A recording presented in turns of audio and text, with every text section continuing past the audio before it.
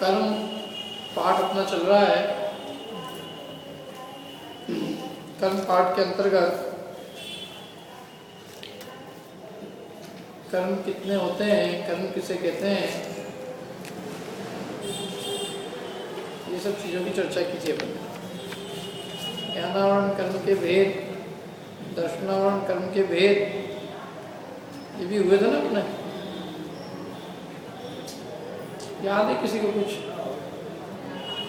दर्शनावरणी कर्म के भेद बताए थे ना? नहीं बताए थे? 5 प्रकार की नींद,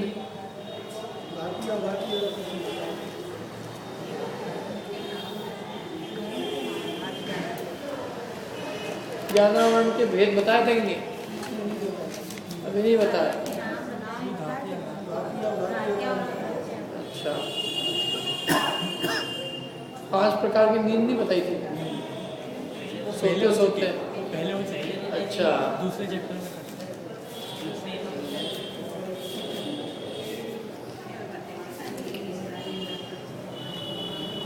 चलो। घातिया और अघातिया कर्म किसे कहते हैं? घातिया कर्म जो आत्मा के अनुजीवी गुणों को घाते उसे घातिया कर्म कहते हैं, और जो आत्मा के प्रतिजीवी गुणों को घाते उसे अघातिया कर्म कहते हैं। वहाँ क्यों बेटे इधर आओ, चुना नहीं लो। अच्छा, क्या कहा? चटाई तो छोटी चटाई पूछे क्या? चलो, जो आत्मा के अनुजीवी गुणों को घाते उसे घातिया कर्म कहते हैं, और जो आत्मा के प्रतिजीवी गुणों को घाते उसे अघातिया कर्म कहते हैं। अनुजीवी गुण क्या? जिनको घातिया कर्म घात करते हैं, ज्ञान, दर्शन, सुख, वीर, चारित्र, ये सब अनुजीवी गुण हैं। घातिया कर्म के निमित्त से इन गुणों का घात होता है, और अघातिया कर्म प्रतिजीवी गुणों का घात करते हैं। सीधे सीधे आत्मा के गुणों का घात नहीं करते, उसके निमित्त से आत्मा की जो अमूर्तत्वादी गुण है, नास्ति रूप, वो प्रकट नहीं होते। माने शरीर के संयोग से उसका शुद्ध स्वभाव पूरा प्रकट नहीं होता। सूक्ष्म, अवगानत्व, गुणलघुत्व, अव्याबाधत्व, ये सब नास्ति रूप गुण है। इन गुणों का भी प्रकट नहीं होता। ये गुण कब तक प्रकट नहीं होते? जब तक कि अघातिया कर्म का भी अभाव नहीं होता। मूल में तो खैर खास घातिया कर्म है। जो असली राजा है वो घातिया है, और घातिया में भी असली कोई राजा है तो वो घातिया कर्मों का फल जीव के गुणों का घात करने में आता है, और जीव के गुणों का घात होना ही मेन चीज़ है। अघातिया कर्म का फल तो प्रतिजीवी गुणों का घात है, वो कोई खास नहीं है, और उसका काम तो जीव को सामग्री का संयोग कराना है, संयोगों की प्राप्ति कराना। शरीर से संबंध रखने वाले अन्य चीज़ें, उनमें निमित्त अघातिया कर्म है।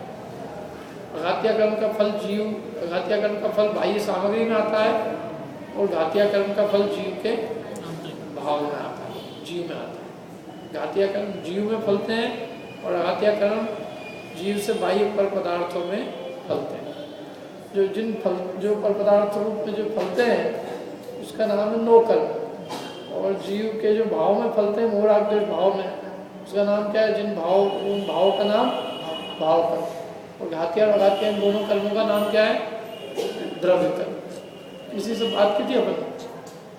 अब घातिया कर्म के कितने भेद है बताओ? कितने भेद है घातिया कर्म के? भेद घातिया कर्म कितने भेद है? 4। कौन कौन से?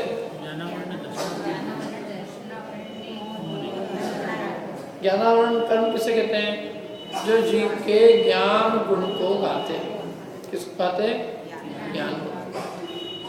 सामान्य रूप में इतने स्वरूप से माने ज्ञानावरण कर्म के निमित्त से जीव का ज्ञान गुण प्रकाशित नहीं होता, उस पर आवरण पड़ता है, आवरण डालता है, विपरीत नहीं करता। विपरीत करने वाला कर्म है वो कौन है? मोहनी। ज्ञानावरण के निमित्त से तो वह जीव के ज्ञान गुण को प्रकट नहीं होगा, आवृत होगा, ढक जाएगा। जैसे सूर्य का प्रकाश मेघ के आवरण से ढक जाता है, लेकिन विपरीत नहीं करता। ऐसे ही ज्ञानावरण कर्म के निमित्त से जीव के ज्ञान गुण को आवरण डल जाता है, मतलब उसका घात होता है। ज्ञान गुण प्रकट नहीं होता। फिर ये ज्ञानावरण कर्म जैसे सामान्य में तो एक ही है कि भाई जीव का ज्ञान गुण का घात होना, लेकिन विशेष रूप से भेद करें इसके तो 5 भेद इसके बन सकते हैं।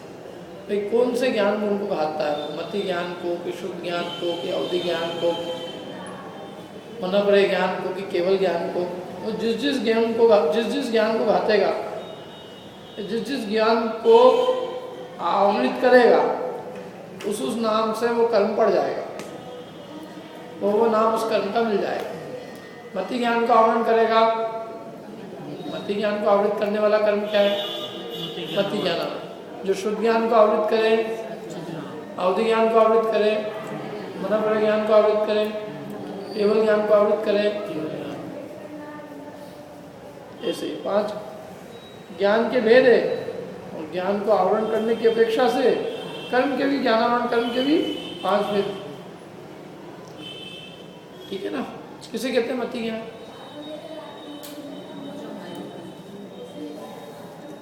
मति ज्ञान किसे कहते हैं? 5 इंद्रियों और मन के निमित्त से जो ज्ञान होता है उसको मति ज्ञान कहते हैं। इंद्रियों और मन की सहायता से पदार्थों का जानना, उसका नाम है मति ज्ञान। मति माने इंद्रियों और मन, इंद्रियों और मन की सहायता से हम जो पदार्थों को जानते हैं वो मति ज्ञान कहलाता है। और शुद्ध ज्ञान, मति ज्ञान से जाने हुए पदार्थ के संबंध से अन्य पदार्थ को जानना वो शुद्ध ज्ञान है। मति ज्ञान से जिस पदार्थ को जाना है उससे संबंध लिए हुए अन्य वस्तु का ज्ञान वो शुद्ध ज्ञान। जैसे मति ज्ञान से तो अपने को आग का ज्ञान हुआ, स्पर्शन इंद्रिय से पता चला कि यहाँ गर्मी है, आग है। अब आग है और अपने को भाग जाना चाहिए, नहीं तो अपनी जिंदगी नहीं बचेगी। बदबू आई गैस की,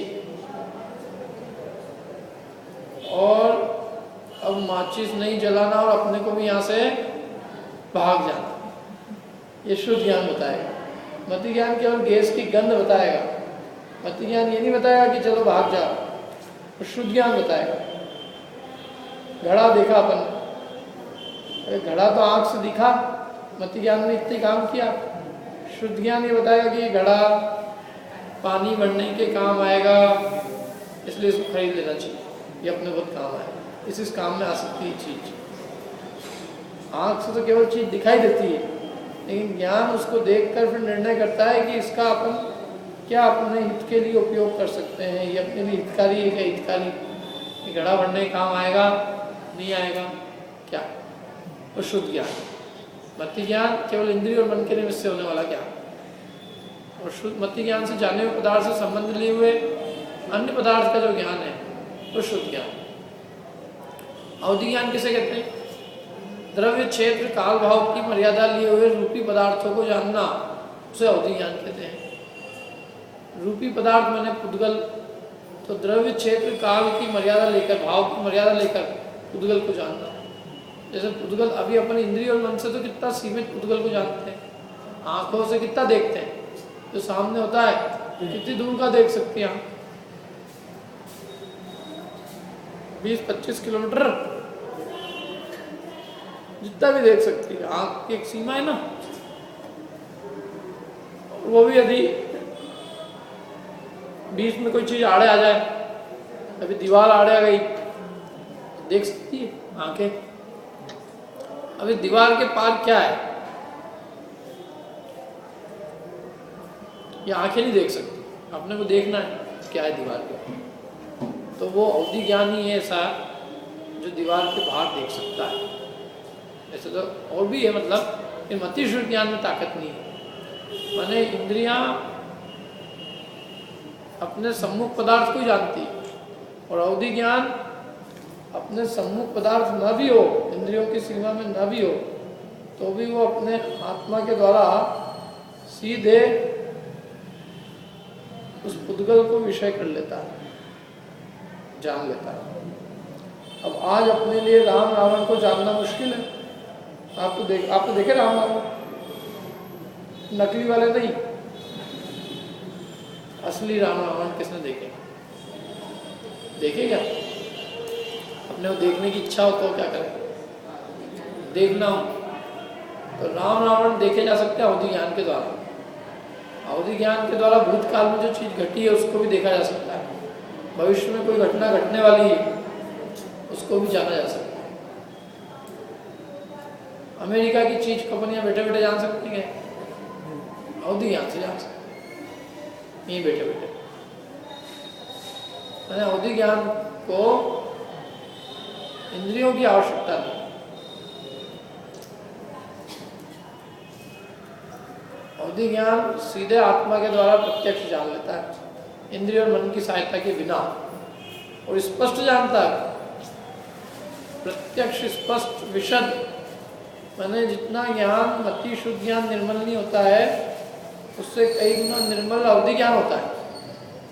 अवधि ज्ञान की निर्मलता मति शुद्ध ज्ञान से अधिक है। ये इतना स्पष्ट नहीं है मति शुद्ध ज्ञान जितना अनंत गुना स्पष्ट अवधि ज्ञान, और विशद है, विस्तृत है। मति शुद्ध ज्ञान सीमित है, और लेकिन वो इतना ही है कि वो अवधि ज्ञान जानेगा केवल पुद्गल को। मति शुद्ध ज्ञान 6 द्रव्यों को जान सकते हैं, लेकिन अवधि ज्ञान केवल पुद्गल को जान सकते हैं।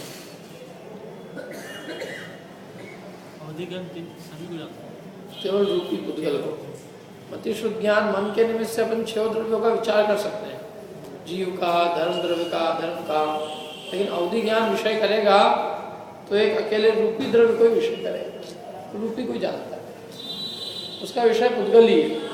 तो पुद्गल से संबंध लिए संसारी को भी जान सकता है, संसारी जीव को। जैसे राम को आप देखोगे तो राम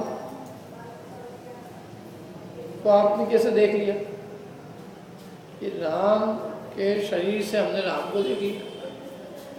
वास्तव में तो खैर उसके शरीर को ही देखा है, लेकिन अपन कहते तो यही है ना, जीव को देखा। आपने फलाने चंद जी को देखा तो अपन ये तो ही कहते हैं नहीं हमने तो उनके शरीर को देखा है, उनको नहीं देखा है। लोग में क्या व्यवहार करते हैं, क्या अपन क्या कहेंगे?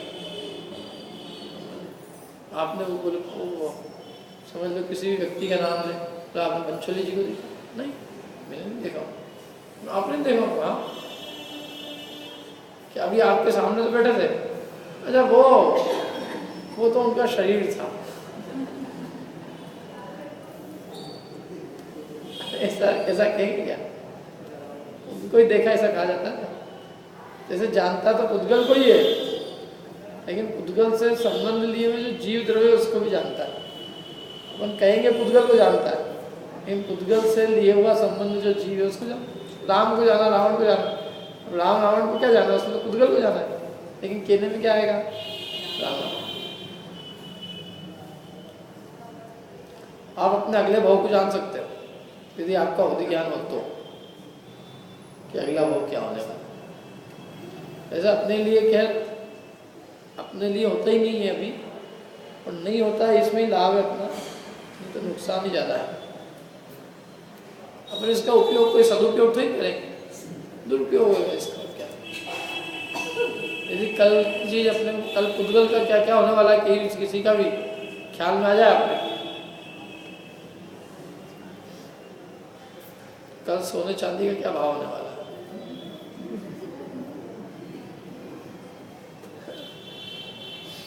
क्या करेंगे उसका बताओ।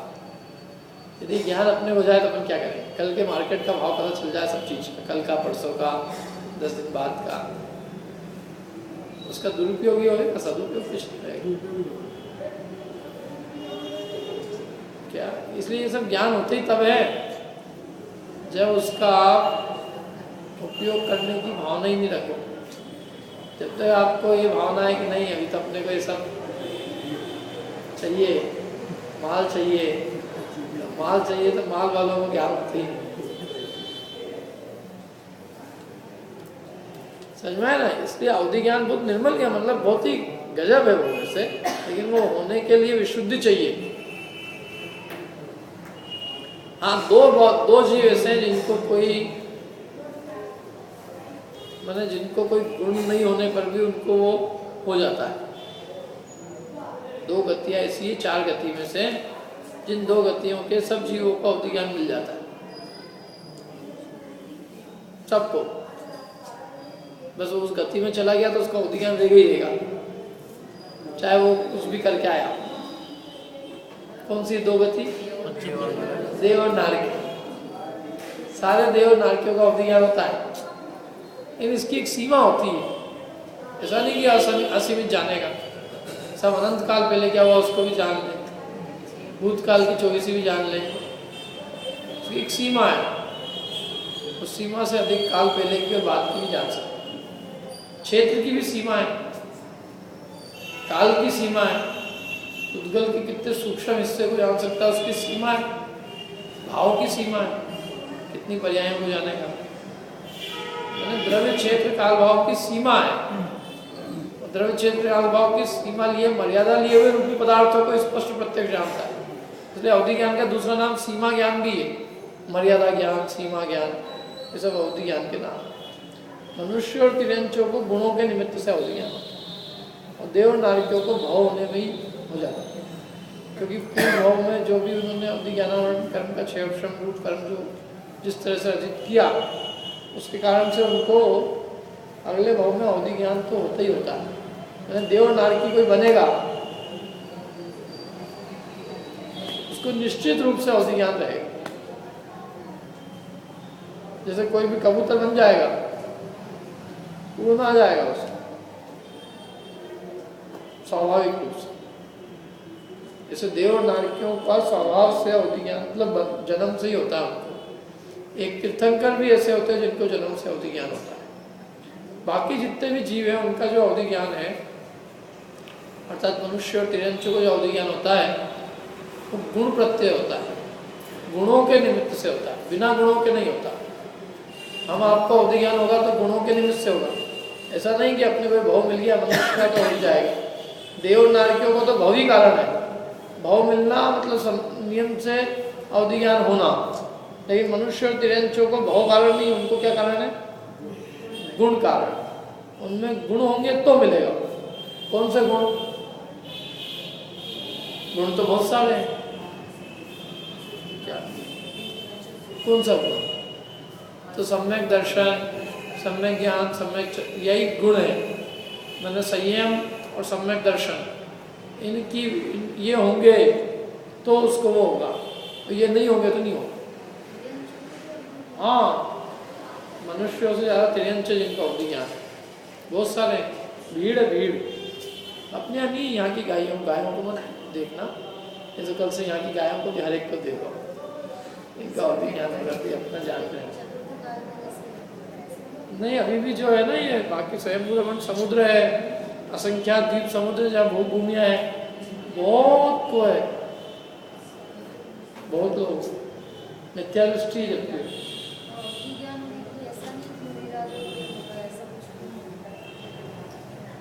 यहाँ पंचम काल में तो किसी को भी नहीं होगा, चाहे तिर्यंच चाहे मनुष्य। लेकिन जहाँ भूमि है, चौथे काल जैसी व्यवस्था है, मतलब जहाँ भी 2.5 द्वीप के बाहर के जो तिर्यंच है वहाँ असंख्यात तिर्यंच अवधि ज्ञानी है, अथवा यहाँ भी जो विदेश क्षेत्र के अंदर है वहाँ अवधि ज्ञान। अवधि ज्ञान आने के बाद उनमें सम्यक तो आ ही जाता होगा, ऐसा है कुछ? इससे कोई लेना, दोनों चीज़ें अलग अलग है। पीछे के सब देख लेते हैं वो तो छोटे मोटे सब कितना देख पाते हैं वो एक सीमा है ना उसकी, पिछला भाव देख ही ले जरूरी नहीं, देख भी ले तो भी अवधि ज्ञान से सम्यक दर्शन हो जाए भी जरूरी। क्या इनबिल्ट फीचर है? यदि अवधि ज्ञान से सम्यक दर्शन हो जाए तो सब नारकियों को ही हो जाए, तो देवों को हो जाए। सबको नहीं होता सम्यक दर्शन, तो किसी को होता है। क्या जैसे देव और नारकी को उनके इनबिल्ट फीचर है, हाँ, इनको नहीं है सम्यक दर्शन से उसका देव, सब देवों को सम्यक दर्शन नहीं है, लेकिन सब देवों का अवधि ज्ञान है। सम्यक दृष्टि से बहुत कम होता है उसको, अवधि ज्ञानी सब होते हैं, नहीं आता है। नहीं, इतने समझने से काम नहीं होता है ना, काम और ज़्यादा चाहिए। भाव भी दिख जाए पिछला तो ही मानता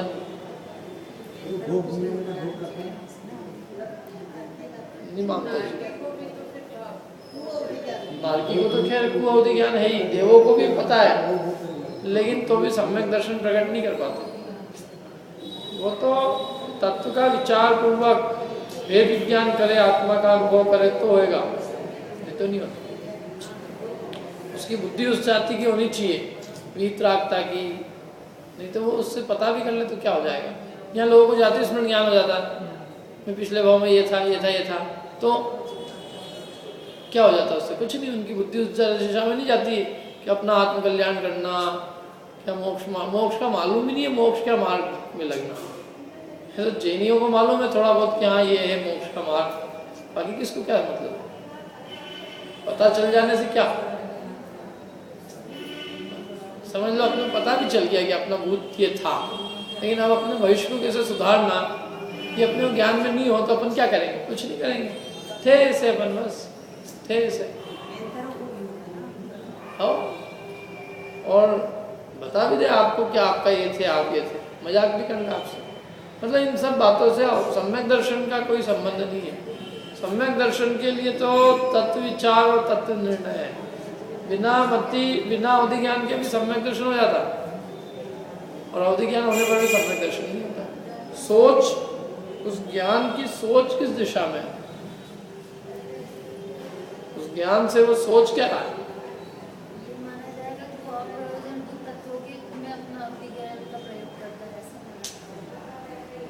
वो ये चीज मतलब वो उसमें नहीं लगाएगा ना, अपना उपयोग तत्व विचार में लगाता, और सब चीजों में लगाता। जैसे ज्ञान तो लोग बोल देता है, बस इधर उधर की चीजों में लगा के अपने ज्ञान की बर्बादी कर सकते। वो ज्ञान तत्व विचार, तत्व निर्णय और अपने हित में लगे तो वो सम्यक दर्शन होता है। वीतरागता को हित रूप माने, संवरण निर्जरा को हित रूप माने, तो इसलिए कोई संबंध नहीं उससे। छूटता नहीं ना अवधि ज्ञान होने के बाद, मनुष्य में अपने छूट जाता है। ये तो अवधि ज्ञान यदि मिथ्या दृष्टि होएगा तो मिथ्या दृष्टि का अवधि ज्ञान तो नियम से छूटता है। मिथ्या दृष्टि का अवधि ज्ञान कभी भी इस भाव से दूसरे भाव में साथ में नहीं जाता। और सम्यक दृष्टि का जो अवधि ज्ञान है वो साथ जा भी सकता है और नहीं भी जा सकता। क्या 6 भेद है उसके? अनुगामी, अननुगामी, वर्तमान, बढ़ता हुआ अवधि ज्ञान, निरंतर बढ़ता रहता है।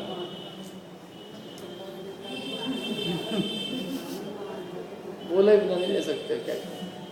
और एक अवधि ज्ञान निरंतर घटता हुआ, एक चंद्रमा की कला की तरफ बढ़ता जाता है निरंतर मोक्ष की प्राप्ति तक, और एक निरंतर घटता जाता है जब तक समाप्त नहीं हो जाता। जो कहते हैं हीमान, कृष्ण पक्ष की तरह, एक शुक्ल पक्ष की तरह, शुक्ल पक्ष के चंद्रमा की तरह, और एक कृष्ण पक्ष के चंद्रमा की तरह निरंतर बढ़ता जाए, निरंतर घटता जाए। एक अवस्थित होता है अवधि ज्ञान, जैसा है वैसा कभी से होता है। एक अनवस्थित होता है, कभी घट जाता है कभी बढ़ जाता है। ये तो 6 प्रकार के होते हैं इसके। तो गुण प्रत्यय के भेद है। अवधि ज्ञान से लाभ क्या? ज्ञान का क्या लाभ है? ज्ञान का स्वरूप पढ़ रहे हो, ये आत्मा का ज्ञान का स्वरूप क्या है? लाभ ये है ज्ञान के स्वरूप को जान के कि भाई ये चैतन्य जो है वो मैं हूँ, तो वो ज्ञान में अपनापन होवे, उद्गल में अपनापन टूटे, इसके लिए अपन ज्ञान के स्वरूप को समझते हैं। अपनी चीज क्या है इसको तो समझेंगे ना। तो ये 2 प्रकार का मूल में भाव प्रत्यय, गुण प्रत्यय। देव नारकियों को, तीर्थंकरों को जो भाव ही जिसमें कारण है भाव प्रत्यय होता है, और तिर्यंचों को और मनुष्यों को सम्यक दर्शन और संयम आदि के निमित्त से होता है, उसको गुण प्रत्यय कहते हैं। ऐसा है। तो गुण प्रत्यय के फिर 6 भेद जो बताए थे, अनुगामी, अननुगामी, इस भाव से अगले भाव में साथ जाए, नहीं जाए साथ, ये सब गुण प्रत्यय के 6 भेद। अब चौथा है मना पड़े ज्ञान। किसे कहते हैं मना पड़े?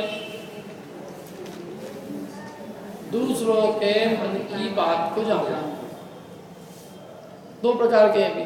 दूसरों के सरल मन की बातों को जान ले, ऋजु मति, और दूसरों की कुटिल मन की बातों को जान ले, उसको कहते हैं विपुल मति। ऋजु माने सरल, ऋजु से बनता है आर्जव, तो ऋजु माने सरल, दूसरों की सरल बातों को तो जान ले, जो भी उसने सरलता से चिंतन किया है वो जान ले, लेकिन कुटिल बात हो कोई उसको नहीं जान पाए। हाँ, ऋजुमति सरल को ही जान पाएगा। जो सरल व्यक्ति चिंतन करे, सरलता से चिंतन करा हुआ उसको जान लेगा, और मनोवचन काय में कुटिलता होगी उसको विपुलमति ऋजुमति नहीं जान सकता। उसके लिए विपुलमति चाहिए। विपुल होता है जिसकी मना पड़े ज्ञान, वो सरल को भी जान लेता है, वो कुटिल को भी जान लेता है। जो कुटिल को जानता है वो सरल को तो जान ही सकता है। विपुलमति दोनों जानता है, और ऋजुमति केवल सरल मन की बातों को जानता है। जैसे दो प्रकार के मना पड़े ज्ञान है, तो ये भी इसमें ही मर्यादा है। ऐसा नहीं कि अनंत को जान लेगा, इसमें भी द्रव्य, क्षेत्र, काल, भाव की सीमा है। कितने भाव पहले की जान लेगा, मतलब 10 भाव पहले उसने जो चीज चिंतन की उसको जानेगा, 5 भाव बाद में जो चिंतन करेगा, इस दिन इस टाइम पे ये आदमी ये सोचेगा, वो भी बता सकता है। देवों के मन की बात, मनुष्यों के मन की बात, तिर्यंच संगी पंचेंद्र तिर्यंच, उसके मन की बात को जान सकता। ये बनम रहेगा, ठीक है। और अंतिम केवल ज्ञान, जो 3 लोग 3 काल की सभी बातों को एक साथ एक समय में जाने, उसको क्या कहते हैं? केवल ज्ञान। तो इसमें से 4 ज्ञान तो असीमित है, क्षय श्रमिक है।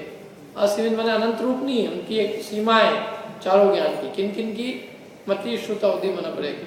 जैसे केवल ज्ञान ऐसा है जो सबको जानता है, अनंत है, असीमित है, समस्त लोकालोक को, समस्त वस्तुओं को जानता है। उसके ज्ञान से कुछ भी छुपा हुआ नहीं रहता, जो कुछ भी है वो सब उसके ज्ञान में जाना जाता है। जो उसके ज्ञान में नहीं है वो है ही नहीं, माने वो सबको जानता है। जो है वो सब उसके ज्ञान में है, जो उसके ज्ञान में नहीं है वो है ही नहीं। सर्वज्ञ, सबका ज्ञाता है, वो है केवल ज्ञान। तो ये 4-5 प्रकार के ज्ञान है, मति, श्रुत, अवधि, मन, पड़े, केवल ज्ञान। अपने को कितने अभी? 2 मति और श्रुत ज्ञान। कम से कम कितने होंगे ज्ञान बताओ? है 1 कौन सा? अवधि ज्ञान, मति ज्ञान नहीं। मति ज्ञान जिसको होगा उसको श्रुत तो हो गई होगा।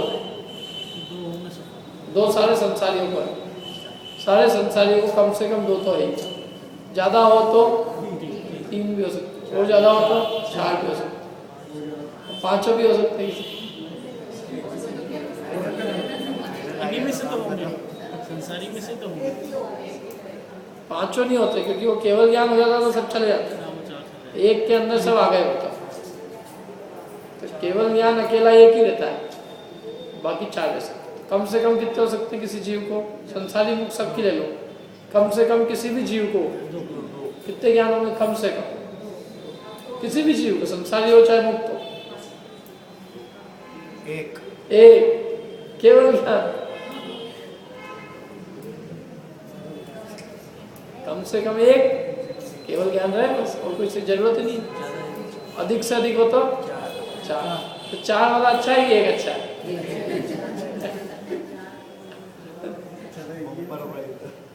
एक सबसे अच्छा है, समझा ना? तो इतना ही है कि 4 भी जिसको है वो मोक्षगामी जीव है, क्योंकि मना पर्यन भी नियम से मुनिराज को ही होता है, और वो भी उन मुनिराज को होता है जो विशुद्ध चारित्र के धारक होते हैं। मन इनके चारित्र में निरंतर वृद्धि होती है, सप्त रिद्धियों में से किसी एक न एक रिद्धि के धारी होते हैं, भावलिंगी संत होते हैं। ये सब विशेषता होती है। 6ठे 7वें गुणस्थान में जुड़ते हैं, 3 कषाय चौकड़ी का उनका अभाव होता है। इन सब विशेषताओं से युक्त जो होते हैं, ऐसे किसी के होता है, सबके होता है वो भी नहीं, बहुत कम जीवों के होता है। इनकी संख्या आती है गिनती की, ज़्यादा नहीं होती।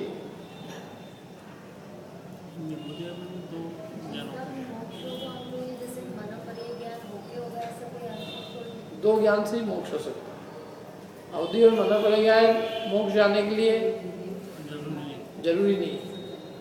बिना अवधि मना पड़े ज्ञान को प्राप्त किए भी किसी जीव को मोक्ष हो सकता है।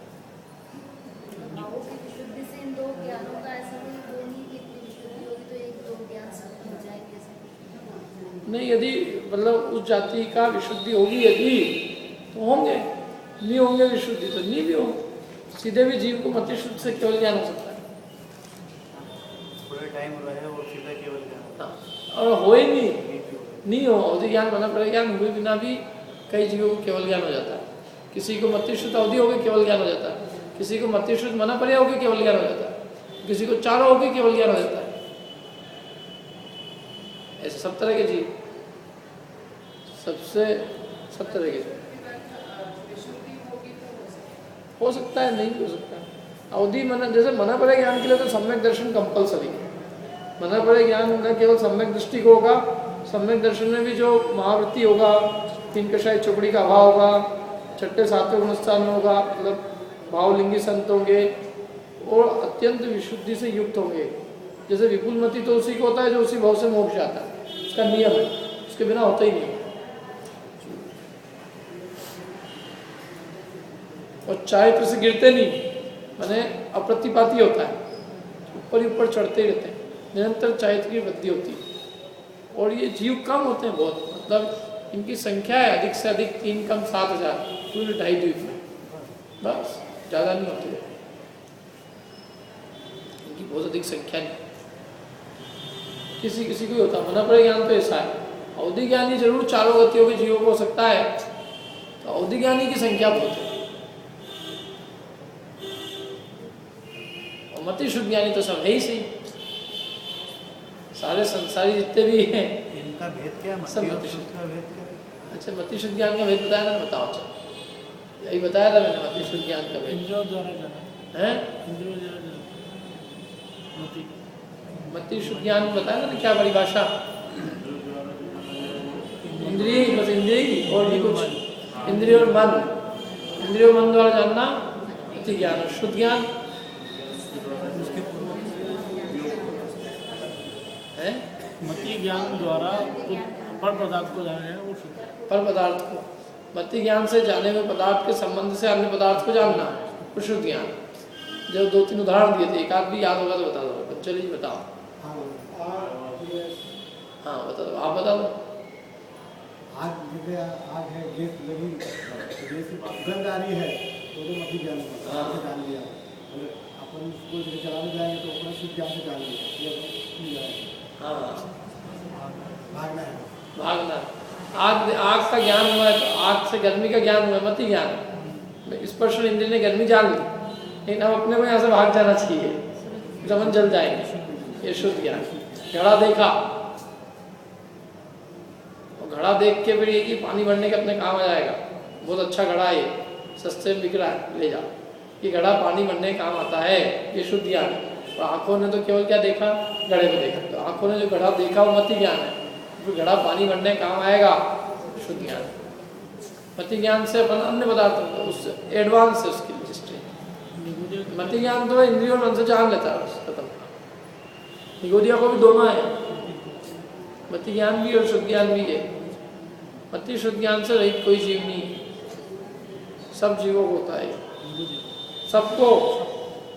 जब तक केवल ज्ञान नहीं हुआ तब तक सब जीवों को मति शुद्ध ज्ञान तो रहते ही रहते हैं। एक आध दो एक्स्ट्रा हो जाए तो ठीक है, लेकिन 2 तो मिनिमम रहेंगी, ठीक है। आया ख्याल में? ये है, ये सब। बाकी ये चारों ज्ञान छायोक्षमिक बने, आंशिक विकास को लिए हुए। एक केवल ज्ञान ही ऐसा है जो पूर्ण विकसित ज्ञान है। ये 4 तो अल्प विकसित है, कोई मना पड़े ज्ञान भी हो जाए तो कोई अनंत ज्ञान तो है नहीं, जो सबको जानता है। मति शुद्ध अवधि भी सबको नहीं जानते। अनंत पदार्थों को जानने वाला, सबको जानने वाला पूर्ण ज्ञान एक अकेला केवल ज्ञान है, बाकी सब अपूर्ण ज्ञान। और 3 ज्ञान इसमें विपरीत भी होते हैं और 3 सम्यक भी होते हैं। कौन कौन से? मति शुद्ध अवधि, मति शुद्ध ज्ञान, मति शुद्ध अवधि ज्ञान मिथ्या दृष्टियों के भी होते हैं और सम्यक दृष्टियों को भी होते हैं। लेकिन मना पड़े ज्ञान नियम से सम्यक दृष्टियों को होता है, और उसमें भी सब विशेषताएं मैंने बताई ना, किसी मुनिराज को ही होगा, छठे सातवें गुणस्थान में झूलने वाले होंगे और चारित्र बढ़ता हुआ होगा और सब चीज़ें हैं उसमें, एक रिद्धि के धारी होंगे पहले से ही, तब होगा, ऐसा है। तो मना पड़े ज्ञान के लिए तो और सम्यक दृष्टि को ही होगा। सम्यक दृष्टि में भी सब 10 तरह की शर्तें। और केवल ज्ञान तो नियम से भगवान भी होगा। मति शुद्ध अवधि ज्ञान, तीनों ज्ञान सम्यक भी होते हैं, मिथ्या भी होते हैं, इसलिए वो सम्यक दृष्टि के भी हो जाते हैं, मिथ्या दृष्टि के भी हो जाते हैं, इसलिए उनकी वो बढ़ती है। और मति शुद्ध ज्ञान एक इंद्रिय से 4 इंद्रिय तक सबको होता है, पंचेंद्रियों को भी होता है। मति शुद्ध ज्ञानी जीव सबसे ज्यादा है, अवधि ज्ञानी फिर भी कम है, मनोपरि ज्ञानी और कम है, और केवल ज्ञानी मनोपरि यहाँ से ज्यादा है, मनोपरि ज्ञानी से केवल ज्ञानी ज्यादा है। ऐसा है। समझ में आ रही बात कुछ? माने जितने संसारी है वो सब मति शुद्ध ज्ञानी है। उन संसारियों में जो सेनी पंचेंद्रिय जीव है उनमें किन्हीं को अवधि ज्ञान भी है, और मनोपरि ज्ञान नियम से मुनिराजों को ही होता है, कुछ मुनिराजों, और केवल ज्ञान अनंत भगवान को जो सिद्ध बन गए उनको। मति ज्ञान बोले कि इंद्रिय और मन के द्वारा, तो निगोदय के भी मन रहते हैं। इंद्रिय है तो इंद्रिय से हो जाएगा उसको, एक इंद्रिय है ना, जिनके मन है उनको मन से भी हो जाएगा। 336 भेद बनते हैं इसके, इसलिए 336 5 इंद्रिय मन से होता है, फिर अवग्रह इहा अवाय धारणा पूर्वक होता है, फिर 12 प्रकार के पदार्थों को जानता है, ऐसे इसके बहुत सारे भेद। तो उसको सारे भेद नहीं होंगे, अपने को सब हो सकते हैं 336, उसको 336 नहीं होंगे, थोड़े होंगे, होएगा उसको। इंद्रिय है ना, एक स्पर्शन इंद्रिय द्वारा ही होगा ऐसा। ठीक है, तो 3 मति शुद्ध अवधि ज्ञान सम्यक भी होते हैं, मिथ्या भी होते हैं, और मनोपरि केवल ज्ञान सम्यक ही होते हैं। ठीक है, और कोई प्रश्न तो नहीं इसमें? अभी इस समय में चाहे सम्यक दर्शन प्राप्त कर ले जी, लेकिन अवधि ज्ञान मनोपरि ज्ञान नहीं प्राप्त कर सकते इस काल में। सम्यक दर्शन प्रकट कर सकते, तो देखो तिर्यंचर में कितने अवधि ज्ञान प्रकट कर सकते हैं, लेकिन सम्यक दर्शन नहीं कर सकते।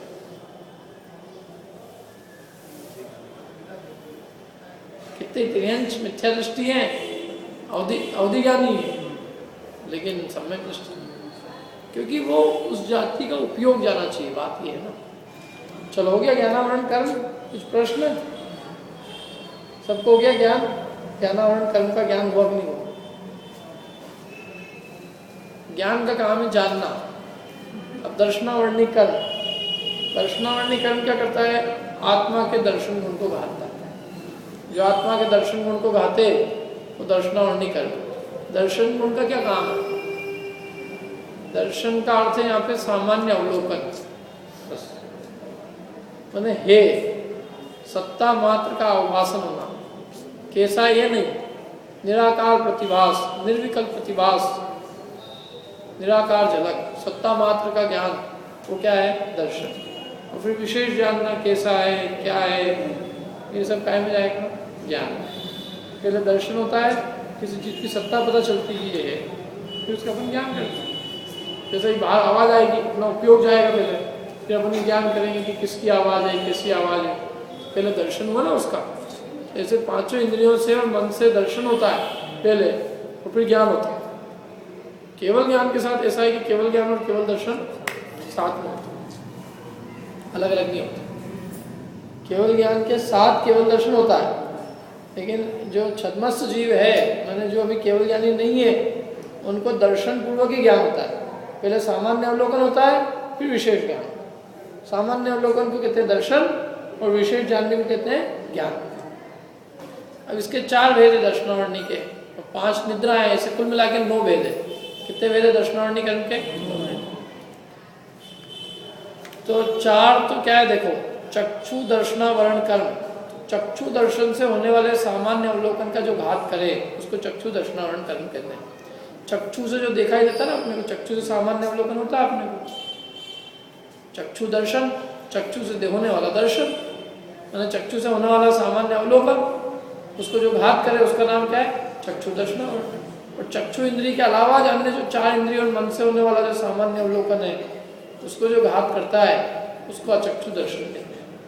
4 इंद्रियों से भी दर्शन तो होता ही ना, जैसे अपन ठंडी को भी अपने को ज्ञान तो होता ही, ठंड है, उपयोग सुनने में बाहर जाता है, घ्राण इंद्रिय से सुगंध दुर्गंध, तो अपने को उस और उपयोग गया कि नहीं गया, कुछ प्रतिभासन होता है कि नहीं होता। और लोक में भी उसमें उपयोग में, लोक में ऐसा प्रयोग भी होता है, दर्शन देखना कि तुम ये पानी देख के बताओ गर्म हुआ कि नहीं हुआ। अब क्या देखे पानी को, गर्म हुआ। तो तुमको कहा ना देखो, फटाक से देख के बताओ। देख लिया लेकिन समझ में नहीं आ रहा गर्म हुआ। देखने का मतलब क्या, छूना।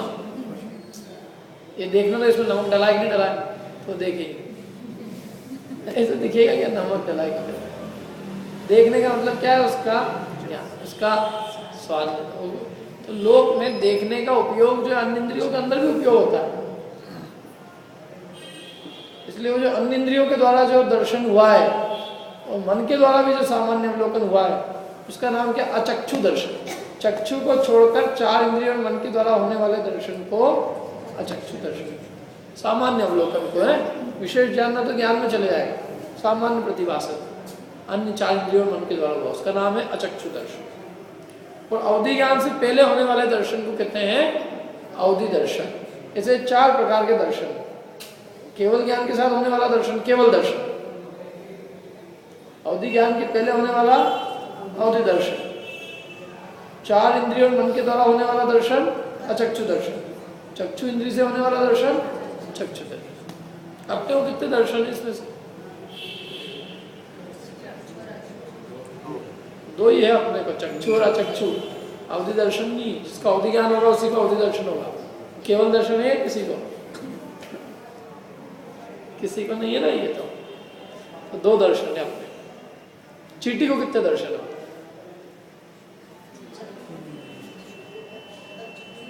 अरे इधर पे चुपचाप नहीं, चींटी को कितने हैं, 2। कौन कौन से 2, चक्षु है चींटी के, कितने इंद्रिय चींटी, 3 इंद्रिय है। 3 इंद्रिय के चक्षु इंद्रिय होती नहीं, स्पर्श रसना ग्रहण 3 ही रहेगी। अचक्षु है, अचक्षु ऐसा। भौरे को कितनी है, भौरे को क्या 4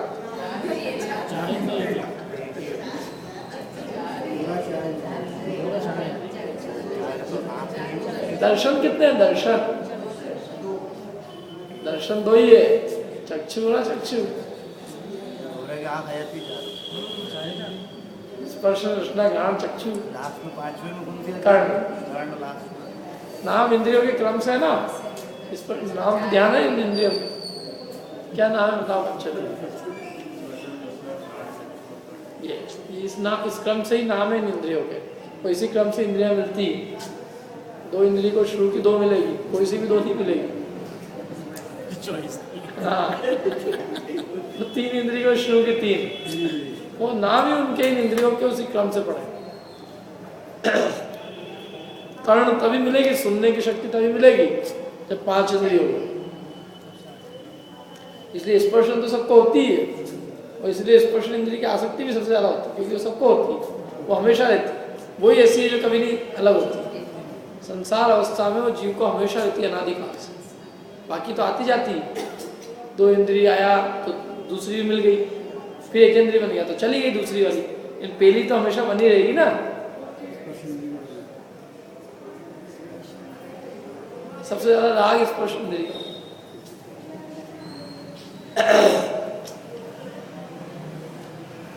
अनादिकाल से उसका साथ रहा है स्पर्श। तो ये 4 प्रकार के दर्शन हैं। कम से कम कितने दर्शन होंगे इसमें, 1, और अधिक से अधिक हो तो 3 हो सकते हैं। चक्षु चक्षु और अवधि भी हो सकता है, किसी जीव का अवधि ज्ञान उसका अवधि दर्शन भी हो सकता है। ठीक है, ये हो गए 4 दर्शनावरण कर्म के वेद। ये 4 दर्शन गुण को जो 4 कर्म आवृत करते हैं उनका नाम है 4 दर्शनावरण। चक्षु दर्शन को आवृत करे चक्षु दर्शनावरण, ऐसे लगा देना। आ गया समझ में? अब आगे चलते हैं। 5 निद्रा है, इसका वर्णन अपन ने किया था। 5 प्रकार की नींद होती है। अपने को भी कौन सी आ रही है? कोई सी नहीं आ रही है। इसमें से सबसे खतरनाक कौन सी है? स्त्यान वृत्ति। क्या होता है इस नींद के निमित्त से? जीव नींद में उठ के ऐसे भयंकर काम कर डालता है जो जागृत अवस्था में नहीं कर सकता है। अरे हॉरर मूवी छोड़ो, अपन असलियत बात करो। आप कुछ पटाख चीजें मत देख के आए। देखो, नींद में उठ जाए और नींद में उठ के और जो है पेड़ पे चढ़ा है, शेर से लड़ा है, नदी समुद्र में नहाया है, खबर ही नहीं लगे उसे, अपना सारा धन इकट्ठा करके कहीं गाड़ है और सुबह खुद जाके पुलिस में रिपोर्ट लिखा है कि कहाँ चला गया, मिलेगी, सब जगह ढूंढ लिया, कब है, खुद को ही खबर नहीं कि मेरी रात को गाड़ के आ गया, गया सब गाया। कितनी खतरनाक है नींद होती है। ऐसे होते हैं नींद में कर, नींद में उठ के ऐसे काम करिए। बहुत कम लोग होती है पर होती ही है। मेरा एक मित्र, उसको मैंने देखा ही है, उसको नींद के अंदर बीच में उड़ जाता था, वो कुछ भी करके आ जाता था, फिर से जाता। एक बार रास्ते में वहाँ उसी गांव में बारात आई थी, तो बारात के अंदर आई तो बारात निकली जैसे तो उसमें शामिल हो गया बारात, वो खूब नाचे वहाँ। लोग देखे उसको, ये क्या, ये कौन सा नया बाराती आ गया। और फिर वो नींद के कपड़े और तो खूब, तो वो दूल्हा भी देखने लग गया ये क्या चक्कर है। लेकिन लोगों गांव के थे तो पहचान दिया उसको, तो उसके सब ने बड़े आनंद लिए, बोले अच्छा चलो सेठ जी का लड़का नाच गया, नाचा करा और अपना आप जब मन हुआ आके सो गया। और सुबह उठ के कुछ खबर ही नहीं उसको। सब गांव वाले पूछे उससे, क्यों भैया कल रात को तो खूब नाच रहे थे अच्छे से। वो बोले मैं तो नाचा ही नहीं, मैं तो तुम्हारी बारात में आया ही नहीं, गए नहीं, मैं नान में उठा ही नहीं, कुछ भी याद नहीं उसको। एक सागर के अंदर एक आदमी रोज रात को उठ के, छात्रावास में रहता था छात्र, तो रोज रात को उठ के जाता था, रात को उठ के जाता, आधी रात को फिर आ जाता। तो एक बार उसके छात्र, उसके मित्रों ने उसका पीछा किया कि कहाँ जाता है आधी रात को। देखा तो सागर में जो तालाब था नहाने जाता था। तो उन्होंने उसकी मजाक करने के लिए फटाक से एक पत्थर के छोटे छोटे टुकड़े फेंके कि भैया बहुत अच्छे से नहा रहा है यहाँ। तो वो जैसे उसको टुकड़ा फेंका, उसको लगा, तो उसको एकदम नींद जो थी उसकी वो उड़ गई, जो स्त्यान वृद्धि थी, और नींद उड़ी और आसपास देखा उसने पानी है, जैसे घबराया वो, उस पानी के अंदर डूब के मर गया। और रोज तैरने जा रहा था। और ये सोना वोना भी गाड़ने की बात तो चिनवाड़ी में ये कल्पित नहीं है, कोई आदमी गाड़ सकता, सब चीजें छुपा छुप के रखे आगे और सो जाए आके, तो भूल जाए क्या है, क्योंकि नींद थी वो तो बस गया, सब खुद का ही पैसा गया, वो चला। खतरनाक, बहुत खतरनाक है ये, सबसे गंदी है। मैंने जीव के दर्शन गुण का पूरी तरह से घात कर देती है, कुछ भी अवलोकन, कुछ सुदबुद्धि नहीं आनी। इसके बाद में होती प्रचला प्रचला। प्रचला प्रचला कम, मतलब प्रचला प्रचला कम खतरनाक है। उसमें क्या है, सुलाओ किसी आदमी को यहाँ, और यहाँ सुलाओ और वो वहाँ आ जाए, वहाँ सुलाओ तो वहाँ पहुँच जाए, लटते टड़कता, हाथ पर चलते रहते नींद में, लार बहती रहती है, हाथ पैर कांपते रहते हैं। प्रचला माने अंग चलायमान होते हैं। नींद में उसे क्रिकेट का मैच चलता था, हाथ घुमाता था नींद में कि भैया कौन है यहाँ पे, चलते हाथ पे। कई बीमारी होती नींद में हंसते भी, हाँ बातें करने लग जाते हैं। और एक है निद्रा निद्रा। निद्रा निद्रा नींद पे नींद आती जाती है, बेटे खूब कोशिश कर रहे हैं कि अपने को नींद नहीं आए, फिर भी आ जाती क्या। और कभी कभी समझ लो प्रवचन में एकदम सामने बैठ जाए आदमी, तो वो उसको इच्छा तो नहीं मैं सो जाऊँ, पंडित जी खुद देख रहे हैं तो पूरी ताकत लगाता है। लेकिन क्या करें, बेचारे नींद पे नींद आती रहती क्या, अपने को चिमटी खोड़े सब कर ले, लेकिन कभी कभी किसी की निद्रा ऐसी रहती है कि वो नींद पे नींद आती है और जैसे प्रवचन खत्म होता है एकदम जाग जाता है। कुछ तो रुचि की भी कमी रहती है और कुछ किसी के ऐसे कर्म पे उदय है मानो, क्योंकि नोट गिनते कभी किसी को नहीं देखी मेरे से निद्रा आ जाए।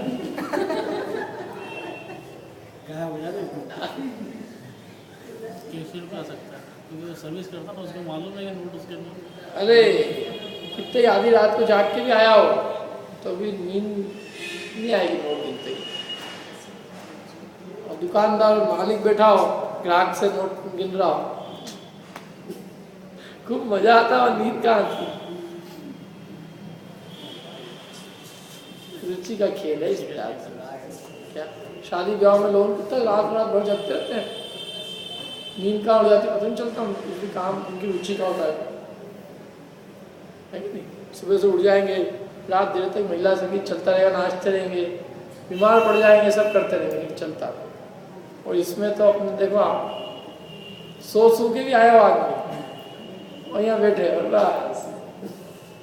कई लोगों को तो अपने यहाँ तो खैर बहुत अच्छी स्थिति है, लेकिन कई बार तो कुछ लोग ऐसे ही होते हैं, बिल्कुल वो बैठते हैं 5 मिनट सो जाते हैं और प्रवचन की जैसी सभा खत्म होती है वो जग जाते हैं। मैंने कहा क्या इनको घर में नींद नहीं आती है?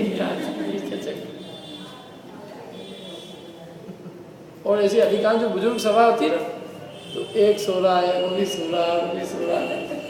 सही में इतना खतरनाक लगता है प्रवचन करने वाले को कि क्या अपन इनके ऊपर अत्याचार कर देगा, बेचारे सब सो गए। धार्मिक सभाओं में नींद आती, मतलब ये समझेंगे कि अपने जैसे जो हित रूप जो बातें नहीं सुनने देना, यही मानेंगे ना कि इस निद्रा का ये दोष इसके कारण आता है। रुचि की कमी है। एक्चुअल में क्या है, नींद पे नींद आना है, रुचि की कमी है। एक सामान्य नींद आ जाए, जैसे अपन बहुत थक गए हैं, है ना, थकान से भी जो अपन जो नींद लेते हैं वो निद्रा कर्म का होता है। मैंने बिल्कुल थके हुए हैं, मद खेद हुआ, मतलब थकान आदि से दूर करने के लिए जो नींद ली जाती है वो निद्रा है। और वो निद्रा है, वो अल्प निद्रा है, वो तो मद को खेद को दूर करने के लिए ली गई। लेकिन यहाँ जो नींद ली जा रही है वो निद्रा नहीं है, वो तो निद्रा पे निद्रा है। नींद पे नींद आ रही ना, योग्य नींद नहीं है।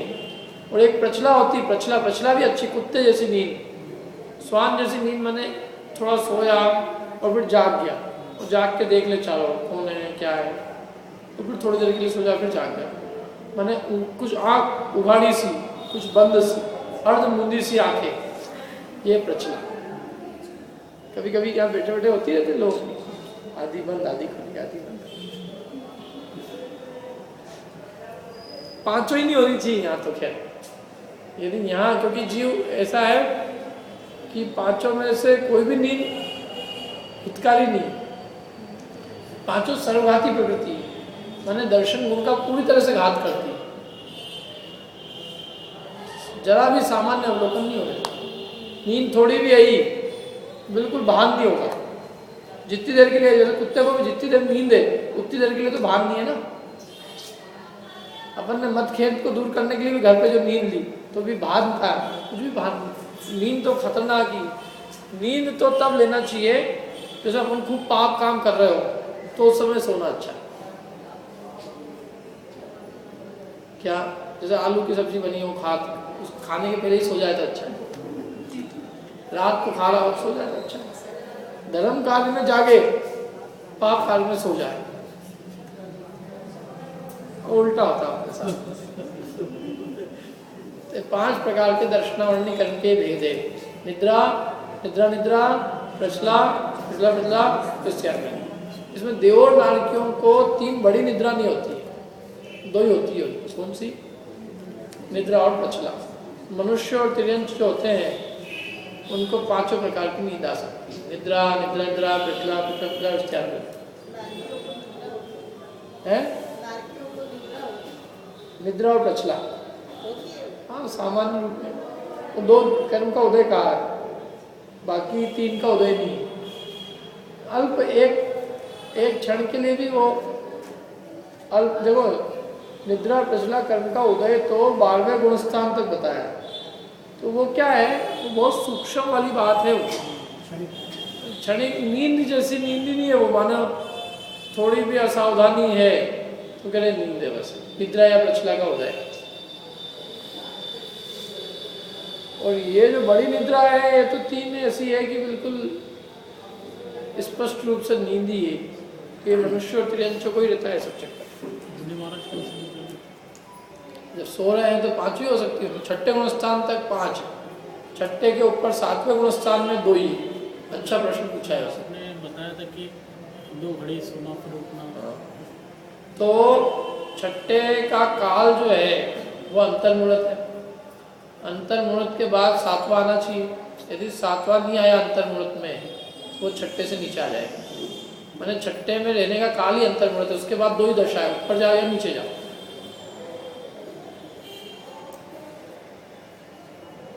तो यदि वो नहीं जागे तो नीचे आएंगे नियम से, कोई नहीं रोक सकता।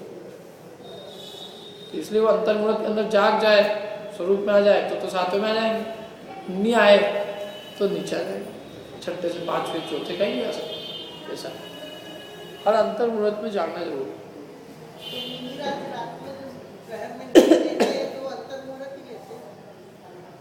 और दूसरी बात कि छठे गुणस्थान के ऊपर 3 निद्राओं का उदय नहीं होता। 7वें में प्रचला प्रचला स्त्याग वृद्धि और निद्रा निद्रा का उदय नहीं होता। बड़ी नींद नहीं आती, बड़ी नींद छठे तक ही आती है। 7वें में तो काल ही रह पाते हैं। अंतर्मुहूर्त के लिए 7वें का काल छठे के काल का आधा है। अंतर्मुहूर्त का जो रहा उस अंतर्मुहूर्त का भी आधा, लेकिन है वो भी अंतर्मुहूर्त। अंतर्मुहूर्त के अनेक भेद है। 48 मिनट, जैसे 24 मिनट भी अंतर्मुहूर्त, 12 मिनट भी, 6 मिनट भी, 3 मिनट भी, 1.5 मिनट भी, आधा मिनट, सब अंतर्मुहूर्त, सभी अंतर्मुहूर्त कहलाते हैं। अंतर्मुहूर्त में वो बड़ा अंतर्मुहूर्त है तो छोटा अंतर्मुहूर्त, लेकिन सब है मध्यम। 48 मिनट तक की तो कोई बात ही नहीं। तो ये छठे के ऊपर नहीं रह सकते। फिर वो छठे के मतलब छठे में अधिक काल नहीं रह सकते। तो आप लगातार सोए मतलब छठा चला गया, छठा गया, 7वें में आए नहीं तो कहाँ जाएंगे। इसलिए वो एक बार वो इसलिए कछु शयन एकासन करे, हुमाई पिछली रयन में कछु शयन, कछु जरा सा शयन एकासन। ये प्रैक्टिस अभी राज्यों की है। ये तो प्रैक्टिस किसकी क्या है, प्रैक्टिस तो नहीं होती इस चीज़ की। देखो एक चीज़ और बता रहा हूँ कि धर्म के अंदर प्रैक्टिस नहीं होती। धर्म प्रैक्टिस से नहीं आता, धर्म अंतरंग से आता है। कई चीज़ें रुचि से आती है, प्रैक्टिस का ही। धर्म की क्या प्रैक्टिस करें अपन, रुचि होती है ना, रुचि। जैसे आत्मा की रुचि होती है तो नींद आती ही नहीं, उड़ जाती नींद। आपको अगले दिन फांसी मिलने वाली हो, आएगी नींद? अरे फांसी छोड़ो, कल कोई कोर्ट के अंदर तारीख हो, कल कोई नुकसान होने वाला हो, कल अपने कोई जबरदस्ती की नींद उड़ जाती है आदमी। अरे कल तो छोड़ो, आज ही कोई बहुत बड़ा नुकसान हो गया हो, तो पैसे का ही नुकसान हो गया हो तो नींद नहीं आती है। कोई लंबा चौड़ा घाटा हो जाए तो क्या हो, घर में चोरी हो जाए, सो जाओ फिर आराम से। तो ये तो क्या लौकिक में ही नींद उड़ जाती, पढ़ने वालों को नींद उड़ जाती। पढ़ने वालों को पढ़ाई के चक्कर में नींद नहीं आती।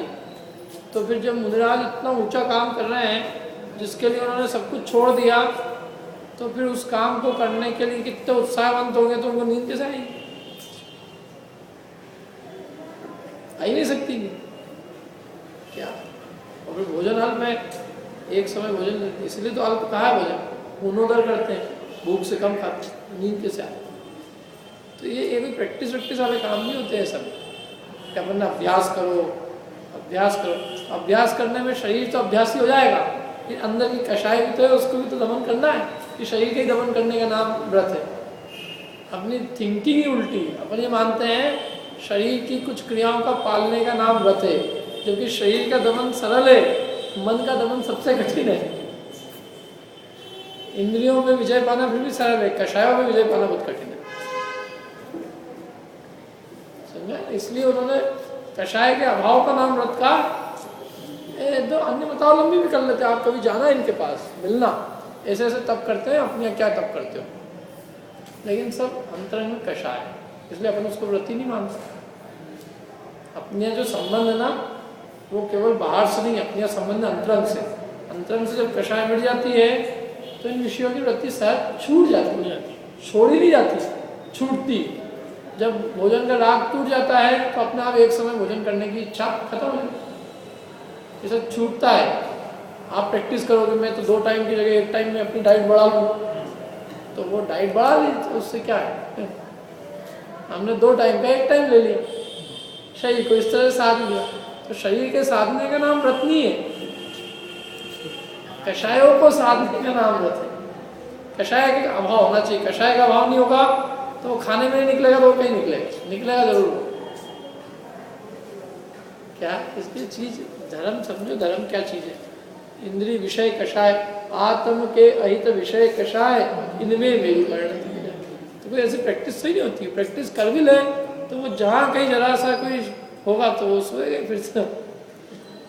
क्या होता है देखो, बच्चा भी जो होता है ना उसको रुचि से होता है। आदमी की जिसकी पढ़ने की खूब तीव्र रुचि होती है ना, अगले दिन परीक्षा है, नींद उड़ जाती है, उड़ानी नहीं पड़ती है। जो 6 खंड की विभूति छोड़ के आया हो, क्या जिसने सब कुछ अपना छोड़ के मोक्ष मार्ग में लगा हो, उसकी नींद कहाँ से आएगी, आती नहीं है। कैसे उत्कृष्ट काम लोग फिर आनंद होता है, ज्ञान ध्यान का आनंद भोगते मुनिराज, क्या तो वो आनंद में नहीं आती। इसलिए ये सब कर्म के उदय अपने लोगों के लिए कोई रुचि नहीं होती। फिर 9 प्रकार के अपने दर्शनान कर्म पढ़े। अब अगली बार अपन मौनी कर्म को पढ़ें।